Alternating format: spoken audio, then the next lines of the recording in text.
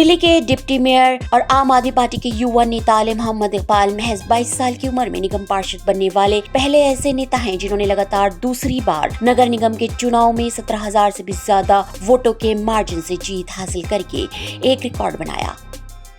इसके बाद आम आदमी पार्टी ने उन्हें दिल्ली के डिप्टी मेयर की जिम्मेदारी सौंपी, जिसे वो बखूबी निभा रहे हैं। आले मोहम्मद इकबाल अपने क्षेत्र में बहुत सक्रिय रहते हैं और डिप्टी मेयर के पद की गरिमा का ख्याल रखते हुए एक पार्षद की भूमिका भी निभा रहे हैं। दिल्ली नगर निगम के मुद्दों के अलावा और कुछ राजनीतिक मामलों पर भी आले मोहम्मद इकबाल ने एसटी न्यूज से खुलकर बात की। ना हम सफर से ना हम नशी से निकलेगा, ये हमारे पाँव का काटा है। और मैं अपनी मिसाल तो खुद एक पेंट वाले की बताता हूँ। मैं आजकल पेंट को बहुत लेके चल रहा हूँ। वो किताब मुकम्मल नहीं हो सकती जहाँ पुरानी दिल्ली के जिक्र में 15 साल जिस तरीके से बीजेपी ने एमसीडी का बुरा हाल कर दिया था, पानी की वन टाइम सेटलमेंट ये स्कीम जो है दिल्ली की जनता की हित की है। एलजी साहब को भी दिल्ली की जनता का दर्द समझना चाहिए। ममता बनर्जी का डायलॉग बहुत अच्छा चलता है, एकला चलो। बंगाल में वो एकला चलो एकला चलो। पहले मैं लाया कि जिस जगह होगा कूड़े का ढेर उसी जगह पे लगाएंगे हम पेड़। लैंड भी लाए कि जहाँ होगा कूड़े का ढेर उसी दीवार पे करेंगे पेड़। आले साहब, आपसे सबसे पहला सवाल ये कि अब मेयर के चुनाव बहुत नजदीक है, आपकी क्या तैयारियां हैं और किन मुद्दों को लेकर अब ये वाला चुनाव लड़ेंगे आप? देखिए, पिछले 1 साल के अंदर आम आदमी पार्टी ने दिल्ली के अंदर काफी बदलाव किए और वो बदलाव दिल्ली की जमीन से जुड़े हुए बदलाव है। चाहे वो सफाई की बात हो, चाहे वो वक्त पर सैलरीज की बात हो एमसीडीज के कर्मचारियों की, चाहे वो ग्रुप ए से लेके ग्रुप बी तक के लोग जो 6-6 महीने तक वहाँ पर पेमेंट नहीं मिलती थी, आज वो समाधान हो गया। जिन ठेकेदार कॉन्ट्रैक्टर्स को पेमेंट नहीं मिलती थी, काम नहीं होते दिल्ली के अंदर, आज वो काम होने शुरू हो गए दिल्ली के अंदर। सड़कों पे काम हो रहे हैं, सड़कों को बहुत बड़े पैमाने पर बनाया जा रहा है। आप देखेंगे कि आने वाले अगले 6 महीने के अंदर दिल्ली के अंदर शायद ही कोई सड़क होगी जो नहीं बनेगी। सफाई व्यवस्था को काफी बेहतर किया गया है। दिल्ली के पार्कों के अंदर एक बड़ा सुधार आया है। दिल्ली को हरियाली के अंदर पेड़ पौधे लगा के एक बहुत बड़ा काम करा जा रहा है दिल्ली नगर निगम द्वारा। और यहाँ पर जो पार्किंग की माफिया था उस पर शिकंजा कसना और नई पार्किंग बनाना, काफी बड़े पैमाने पे बड़े बड़े प्रोजेक्ट्स दिल्ली एमसीडी के चल रहे हैं। और 1311 एक ऐप बनाई गई है, तो लोग परेशान हैं तो उस ऐप को अपने पास डाउनलोड करें और उसके बाद तुरंत 12 घंटे के अंदर उनको शिकायतें होती हैं। एमसीडी से रिलेटेड कुछ भी और डोर स्टेप डिलीवरी चालू हो रही है जैसे दिल्ली सरकार के अंदर है। अगर आपको बर्थ सर्टिफिकेट, डेथ सर्टिफिकेट, आपको कोई लाइसेंस बनवाना है, आपको जनरल लाइसेंस बनवाना है, ट्रेड लाइसेंस बनवाना है, हेल्थ लाइसेंस बनवाना है, तो उन लाइसेंस को तुरंत आपके होम डिलीवरी हो उस तरीके से बने, आप अपने डॉक्यूमेंट्स दीजिए। सर, यहाँ मैं आपको थोड़ा सा रोकूंगी कि स्कीम्स तो बहुत अच्छी है, लेकिन क्या उन पर अमल होता है, क्या वो लागू हो पाती है ठीक से? देखिए, एमसीडी के अंदर बहुत अच्छे पैमाने पर काम चल रहा और दिल्ली के लोग बहुत संतुष्ट। और मैं समझता हूँ कि 15 साल जिस तरीके से बीजेपी ने एमसीडी का बुरा हाल कर दिया था, वो महज 6-7 महीने 8 महीने के अंदर ठीक नहीं हो पाया। और हम समझते हैं कि आम आदमी पार्टी अपने कार्यकाल में तमाम व्यवस्थाओं को, जो हमारे को अगले 3 साल मिलेंगे, 3-4 साल, उसमें मुकम्मल तौर पर यहाँ की ऑपरेशन की जो समस्या है उसका इंशाल्लाह पूरा समाधान किया जाएगा। यहाँ मैं जो भी कल हंगामा हुआ विधानसभा के बाहर, उसके बारे में बात करना चाहूंगी कि जो आम आदमी पार्टी के लीडरों ने वन टाइम सॉल्यूशन स्कीम कोई थी तो उसको नाफिज नहीं होने दिया तो सरकार ने, उसके बारे में क्या कहना? देखिए, वो बेसिकली मैं आपके माध्यम से लोगों को भी बता दूं, आपने देखा है कि कोरोना के बाद 2 साल कोरोना काल में और उसके बाद दिल्ली में हर इंसान के घर पर अनाप शनाप पानी के बिल आ रहे हैं। जिसका घर 2-2.5 साल से बंद भी हो उसके घर में भी 3-4 लाख रुपए का पानी का बिल आ रहा है, 5-6 लाख का बिल आ रहा है। किसी के घर में कभी आता ही नहीं था तो उसका 50-60 हजार का बिल आ गया।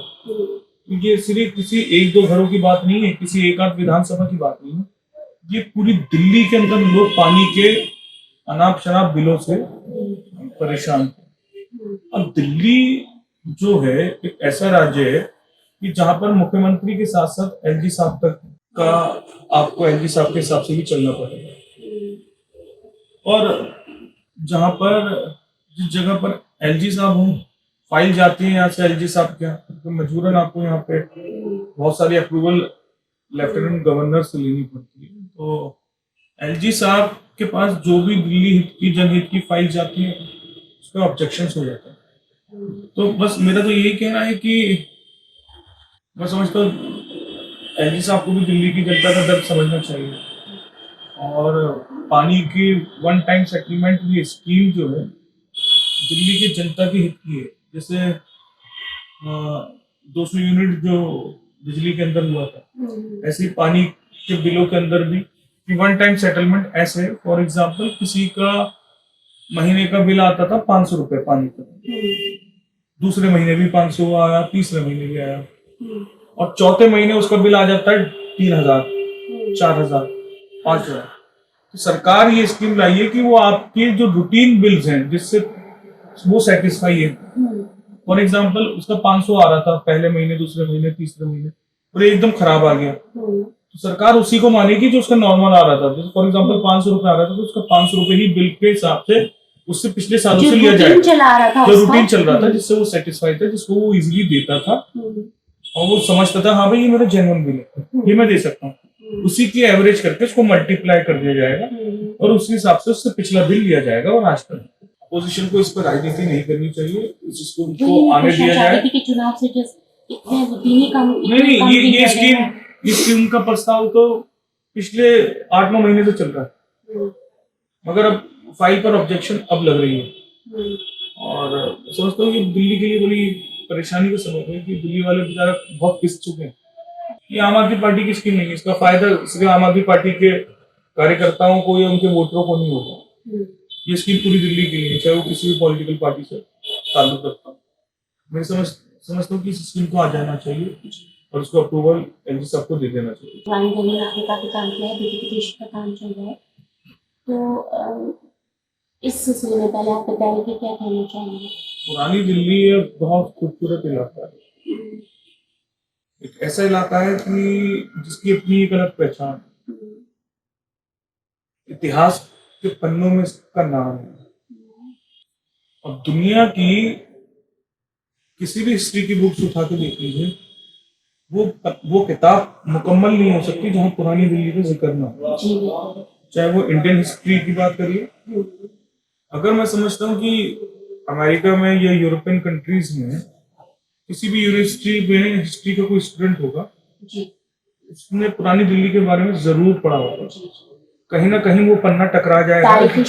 तारीखी शहर शाहजहां का बसाया हुआ इलाका, मुगलों की एक बनाई हुई रिवायत है। अब मुगल्स और उस वक्त के लोग चले गए, हमारे हाथों में इस इलाके की जिम्मेदारियां छोड़कर। जब वक्त बढ़ता है, दौर बढ़ता है, तो हमारी जिम्मेदारी बनती है। यहाँ कोई भी आता है कोने कोने से, वो यहाँ के मुगलाई खानों के टेस्ट लेके जाता है, मगर एक नेगेटिव इमेज देके जाता है। यहाँ गंदगी बहुत है, ऐसा नहीं कि और इलाकों में नहीं है। और मैं समझता हूँ कि हम लोगों को इस सोच को बदलना पड़ेगा। सरकार डेवलपमेंट एक दफा करती है और वो चले जाती है, उस डेवलपमेंट को कायम रखना, मेंटेन रखना मुकामी लोगों की जिम्मेदारी है। ये मिसाल ऐसी है, मेरा ये मानना है, जैसे जो हम लोग मेहनत कर रहे हैं अभी पहले मैं लाया कि जिस जगह होगा कूड़े का ढेर उसी जगह पे लगाएंगे हम पेड़। तो वो पेड़ हमने लगाए तो हमने देखा कि वो सक्सेसफुल नहीं हो पाया। ये बड़ा मसला है, यहाँ पे बहुत सारी चीजें हैं। तो हमने कहा फिर क्या करें, फिर हम प्लान बी लाए कि जहां होगा कूड़े का ढेर उसी दीवार पे करेंगे पेंट। कूड़ा अक्सर दीवार के पास ही होता है, तो हम जब उस दीवार को मॉडिफाई कर देंगे, दीवार पे आर्ट कर देंगे, वॉल आर्ट कर देंगे, तो किसी की हिम्मत नहीं होती कि यहाँ पे कूड़ा फेंक सके। तो ये कॉन्सेप्ट हमने दिल्ली गेट पे रेन बसेरे में स्टार्ट किया, पब्लिक ने उसको बहुत अप्रिशिएट किया और आज वहां पर आदत नहीं डली, मगर आदत बिगड़ गई, कहीं और डाल दिया आए बात। अगर हम लोगों से कहते हैं कि यार ना हम सफर से ना हम नशी से निकलेगा, ये हमारे पाँव का कांटा है, हम ही से निकलेगा, तो हमारा ही कांटा है, कोई और नहीं आएगा। और मैं अपनी मिसाल तो खुद एक पेंट वाले की बताता हूँ। मैं आजकल पेंट को बहुत लेके चल रहा हूँ। मैं अपने आप को एक पेंट वाले की तरह दिखता हूँ। पेंट वाले की मिसाल ऐसी है कि वो घर पर आया, आपके 10 दिन गया, पेंट करके चला गया, तो पूरे साल नहीं आएगा। और उस दीवार को, पेंट को मेंटेन रखने की जिम्मेदारी किसकी है? बच्चों की, बड़ों की, बुजुर्गों की। कि उस पर कोई पानी ना डाल दे, उस पर कोई चाय ना फेंक दे, उस पर कोई कलर पेंसिल ना मार दे, कोई उस पर पेन ना मार दे, उस पर कोई निशान ना मार दे। पेंट वाले तो 12 महीने नहीं रहेगा, वो तो 10 दिन आया, पेंट करा और चला गया।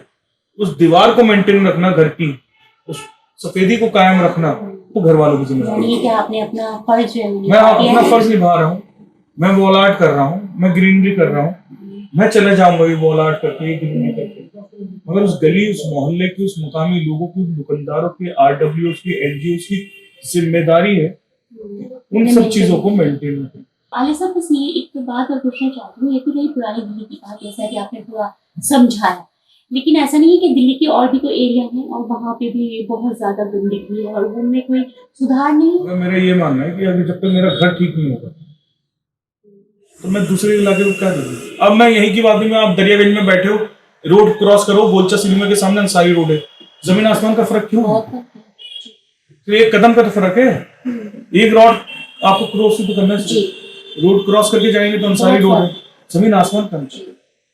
और आपने वो मिसाल भी सुनी, charity begins from the home. पहले अपने घर से चैरिटी स्टार्ट करो। अब मैं ये सोचूं कि भैया फलाना इलाका बहुत खराब रहता है, तो बाकी आधा ईमान है। मेरे घर से स्टार्ट होगा, मेरी गली से स्टार्ट होगा, मेरे मोहल्ले से स्टार्ट होगा, जब भी जाके पूरी दिल्ली में होगा। पहले हमें अपना आप से स्टार्ट करना पड़ेगा। तो मदर टेरेसा का एक कॉल मुझे अंग्रेजी में वो कहती हैं कि do not wait for the leaders, do it alone, person to person. Do not wait for the leaders, do it alone, person to person. Leaders का इंतजार मत करो, खुद से चलो, अकेले चलो, पर्सन टू पर्सन, इंसानी चेन बना के, इंसान और इंसान की चेन बनाओ। ममता बनर्जी का एक डायलॉग बहुत अच्छा चलता है, एकला चलो, बंगाल में वो एकला चलो, एकला चलो। मुझे बहुत अच्छा लगता है ममता बनर्जी का वो डायलॉग, एकला चलो। वो देखती नहीं कौन है क्या है, देखना नहीं लश्कर का, सोचना नहीं हुजूम आएगा, एकला चलो, रफ्तार बनते चले जाएगा। तो इंशाल्लाह उम्मीद है हम एक सोच को बदलने में लगे और इंशाल्लाह सोच बदलेगी और हम उसमें कामयाब होंगे। वक्फ एक्ट के बारे में पूछना चाहती हूँ। पुरानी दिल्ली में बहुत से वक्फ के इलाके हैं और पूरी दिल्ली नहीं है, तो ऐसा बिल लाया जा रहा है कि वक्फ एक्ट खत्म करने की बात की जा रही है। देखिए, शायद आई थिंक राज्यसभा के अंदर कोई ये बिल लेके आए, मैंने भी कहीं सुना था, पूरा भी मेरी नॉलेज में है नहीं। और कहीं हम लोग कहीं गुफ्तगू कर रहे थे, उसी गुफ्तगू के अंदर की वक्फ एक्ट को खत्म किया जाएगा। देखिए, और मैं इंशाल्लाह ये समझता हूँ कि ये बिल किसी भी तरीके से ना तो लोकसभा में ना राज्यसभा में पास हो, और इंशाल्लाह लोकसभा की क्या ये मुमकिन है, ऐसा हो सकता है? देखिए, मुमकिन तो इनके वक्त में सब कुछ हो रहा है, मगर ये कोई आसान नहीं है। अगर ऐसा होगा भी तो हमारे पास कानूनी दरवाजे हैं, हमारे पास सुप्रीम कोर्ट का दरवाजा है, और हम लोग तमाम जितने और मुझसे कई गुना ज़्यादा तजुर्बेकार लोग हैं जिनको वक्त की फिक्र है, और वो लोग खड़े होंगे, इस पर आवाज़ बुलंद करेंगे।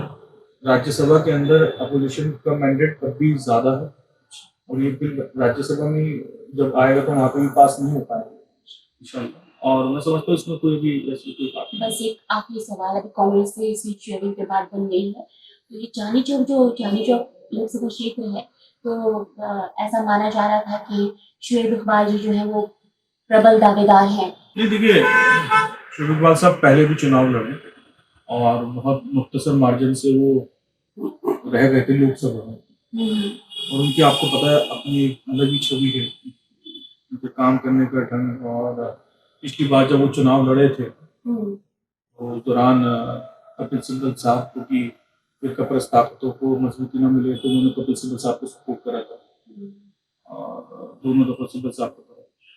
मगर बहरहाल अगर वो आम आदमी पार्टी के खाते में ये सीट आती तो यकीनन शुएब इकबाल साहब एक सबसे बड़े और मजबूत दावेदार चांदनी चौक पार्लियामेंट में होते, मगर अभी ये सीट कांग्रेस के खाते में है। और ये वक्त मैं समझता हूँ अपनी इनफरादी सोच का नहीं है, ये इज्तिमाई सोच का है।